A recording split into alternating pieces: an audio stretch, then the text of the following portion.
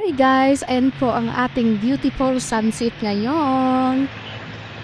For today's sunset guys, andito po kami sa rooftop ngayon. Ayan po ang ating sunset. Ayun.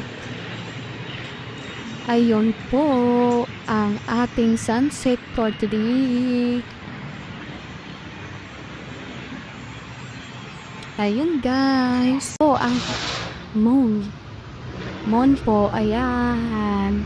Ayan po siya, napakaganda. Ang moon natin, nagpapakita siya ngayon ng 5 p.m. 5:50 p.m. Nagpapakita siya guys, si moon to the moon. Thank you so much kay Lord. Nagpapakita si moon. Ang ganda ng ating moon. So, ayun naman guys, ang ating kalamitan, ang ating ulap. Maganda ang ulap for today. Ayan po. So, nagpapakita ang ating moon na yun. Pero, ang ganda ng ating ulap, no? So, ayan po yung haring araw. Ang ganda. So, ayan po, si Barin sa sayaw. Nagdipad-lipad si Barin sa sayaw.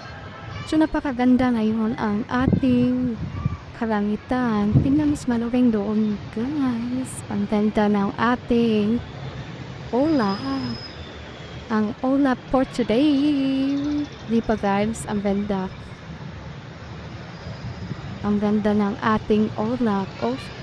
Ayun po si Moon. At andito naman po si Manoling.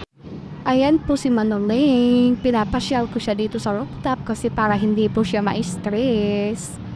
Galing lang po siya sa doktor kanina. Pinapadoktor po siya ng kanyang amo. Ayan po. So guys, tingnan niyo po yung kalapati. Nandoon po nakadapo sa wire ang kalapati. Ayan po. So ayun po ang ating haring araw. Ayan po ang ating ulap for today. Thanks for watching guys. Maraming salamat. Naway magustuhan niyo ang ating ulap for today. Ayan po, napakalinaw ng ating ulap. Bye-bye!